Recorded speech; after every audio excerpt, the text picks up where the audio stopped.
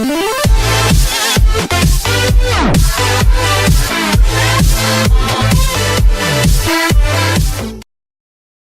reaction: the Cowboys stayed alive for Ezekiel Elliott's return by the weirdest of margins. Roger Goodell likes the chains. The technology exists, obviously, to be more precise when determining whether a ball carrier made a first down in an NFL game. At every stadium, there is an armada of high-definition cameras, each loaded with more power than the computers that landed the first men on the moon. When there's a spot close to a first down, two guys walk across the field with two sticks tied together. But the commissioner and NFL love the drama. They want fans to see one of the guys stretching the chain, for them to hang on the reveal of whether it will pass the nose of the ball or not. There is so much to criticize Goodell for, and the notion of sticking to Stone Age tech for massive decisions for the sake of cheap thrills seems gauche. Honestly, though? He's right. The Dallas Cowboys can thank the NFL's affinity for poles and chains rather than GPS and lasers for the survival of their season. Their 2017 victory Sunday night over the Oakland Raiders kept their playoff hopes alive and provided the weirdest, wildest first down measurement on record. On their game-winning drive, the Cowboys maintained possession at midfield only after referee Gene Steratore knelt down and found no space when he slipped a folded piece of paper between the nose of the football and the first down marker. Well, Cowboys owner Jerry Jones told reporters after, "I love any game that will allow you to just stick it in the pile and then come back and measure it with a piece of cigarette paper." The Cowboys would kick a field goal to take a 3-point lead, and they would thwart the Raiders' response only by another vanishingly remote margin. In the final minute, David Carr scrambled, dove for the end zone and stretched the ball toward the pylon, only to lose control when safety James Heath hit him. The ball rolled inside the pylon and out of bounds, resulting in a game-ending touchback. By a matter of millimeters, the Cowboys stayed alive for the return of running back Ezekiel Elliott, who missed the last 6 games serving a suspension stemming from domestic assault accusations. They went 3-3 without Elliott, stabilizing once linebacker Sean Lee returned from injury. With Elliott healthy, the Cowboys would be a threat in the NFC playoffs. Now they just have to make it. Dallas has a 10% shot to make the playoffs, per the New York Times' playoff odds calculator. If the Cowboys can handle their end of the bargain and win their final 2 games, home for the Seahawks and at the Eagles, who could have the top seed clinched by then, those odds would bump up to 51%, a virtual coin flip. The Cowboys would need the Lions to lose once and either the Panthers, Falcons or Saints to lose twice. The most realistic possible path for the Cowboys, assuming they beat the Seahawks and Eagles, would be the Falcons losing at the Saints in Week 16 and home against Carolina in the finale, while the Packers topple the Lions in Detroit in Week 17. Aaron Rodgers couldn't save the Packers, but they are live Monday morning, and they can thank the funkiest measurement in league history. On 4th and 1 from the Dallas 39-yard line with 5 minutes left in the fourth quarter in 17-17 game, Coach Jason Garrett called for a quarterback sneak. Dak Prescott plunged into a mass of bodies. After officials spotted it, the ball nuzzled against the 40-yard line. Out came the chains. The stretch of the front pole settled nothing. Players milled around the ball, hoping and politicking. One of my concerns was that it looked like the stick was kind of on an angle, Cowboys coach Jason Garrett said. We thought that was working against us, but eventually they straightened it out. There was still space between the ball and the stick, Raiders linebacker Navarro Bowman said. Steratore, incidentally the official who ruled against Dez Bryant's infamous touchdown non-catch in the playoffs 3 years ago, knelt to inspect. He made no call.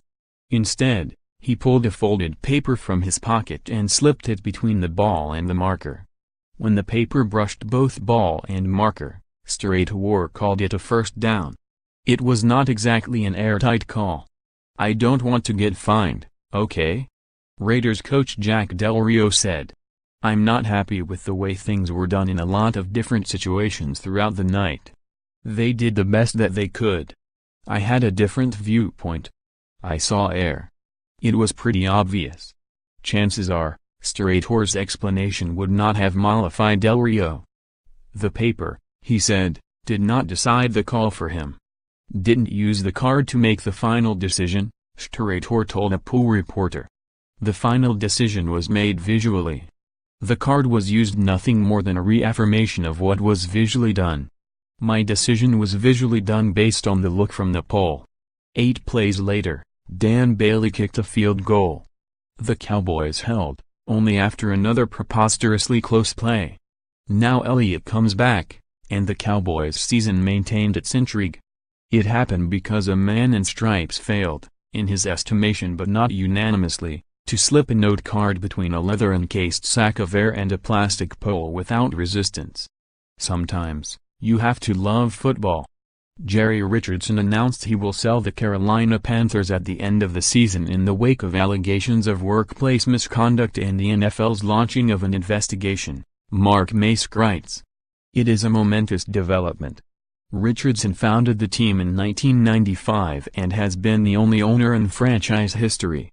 His influence has waned, but he remains one of the most significant figures in the league.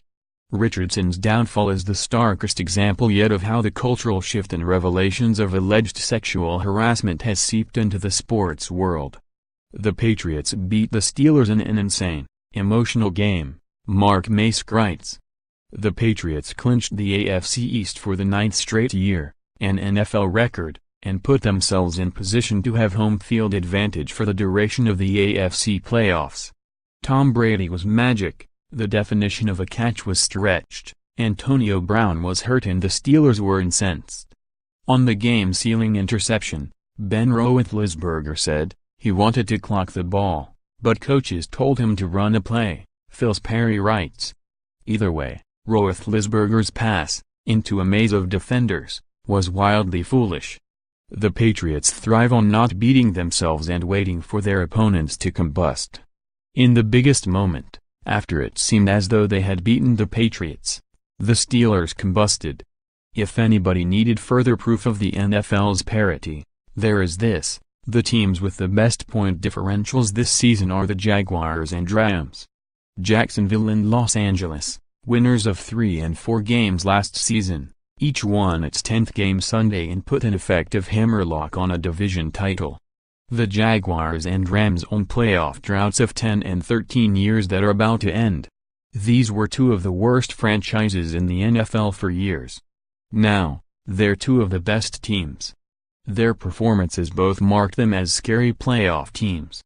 The Rams obliterated the Seahawks and Seattle, 42-7. And running back Todd Gurley looked like the best player in the NFL in scoring 4 touchdowns. The Jaguars, meanwhile, are actually winning because of Blake Bortles and not despite him. In the last 3 weeks, Bortles has averaged 301 yards per game while throwing 7 touchdowns and no interceptions. Marvin Lewis, the second longest tenured head coach with one team in the NFL behind Bill Belichick, decided he will not return to the Bengals next season after 15 years. The Bengals went 6-9-1 last season and fell to 5-9 on Sunday with a blowout loss at Minnesota. Lewis turned the woebegone Bengals into a respectable franchise and frequent playoff team. But he never won a playoff game, and the Bengals are clearly headed in the wrong direction. It was time for a chance in Cincinnati. Lewis's decision caught the Bengals off guard, Jim Owczarski writes. Jimmy Garoppolo is turning into a star in San Francisco. The 49ers moved to 3-0 in games Garoppolo has started after he led a game-winning field goal drive in a 25-23 victory over Tennessee. He completed 31 of 43 passes for 381 yards and a touchdown. As a starter, Garoppolo has averaged 8.9 yards per attempt. Tom Brady entered Sunday leading the NFL at 8.6 yards per attempt.